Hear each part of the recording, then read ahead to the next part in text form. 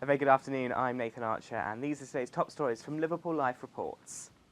UKIP's new leader Paul Nuttall may have his work cut out keeping his pledge to turn Bootle and Merseyside into a UKIP heartland. The current MEP for the North West won 63% of the vote to become the party's leader.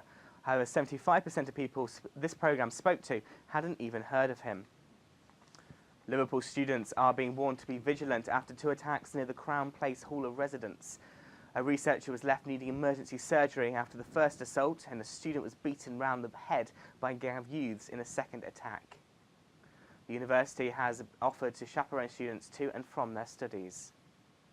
A gas leak in Liverpool city centre has led to major traffic disruption this afternoon. Emergency gas repairs are being carried out on Regent's Road, which has resulted in the closure of the northbound carriageway until further notice. The National Grid says the alarm was raised this morning after the report of a smell of gas in the area. The southbound road heading into the city is open as usual. And finally, the Christmas season is well and truly upon us in Liverpool as the Lego Christmas train is now stationed in Liverpool 1. The sculpture, which is made from over 500,000 individual bricks, is the first of its kind outside of London.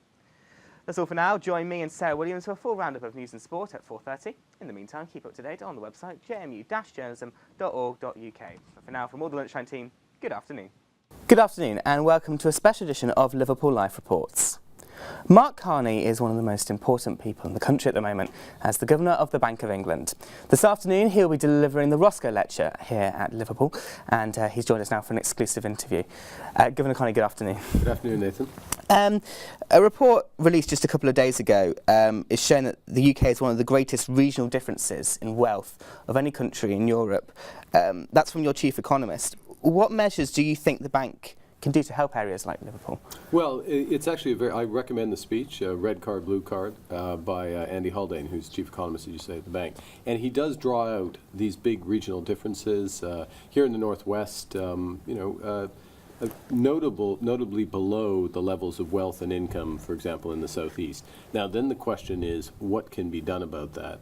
From the Bank of England's perspective, we can do a bit. We can provide some of the foundations. We Speaking going back to Brexit, do you think that the Brexit has portrayed Britain from a business point of view as a very inward-looking, self-serving country to the outside world? It depends on where we go with it. The strategy is to strike trade deals with other countries, while maintaining as much access to the common market, the European market, as possible.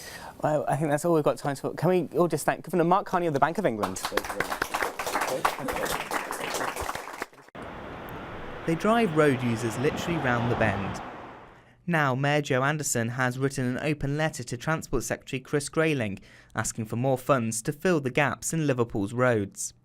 The council estimates there are around 14,000 outstanding maintenance jobs on roads in the city. Drivers have noticed it's taken months to fix road breakages.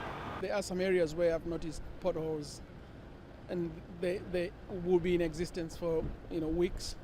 But if more money is spent in, it means they can be attended to sooner, and any damage caused or potential accidents can be avoided. They're more concerned about putting the sleeping policeman up rather than filling the holes in. I mean, they've just done one by ours on Showreel, and that's been like that for years and years and years, and people couldn't even use the road, it was that bad. I just think that they're not putting the money in the right place. I think when they do fix them, they're fixing smaller areas rather than larger, and when you fix a smaller area, it can become broken more easily. And if they invested a little bit more money in larger areas, then they wouldn't have to keep investing smaller amounts of money.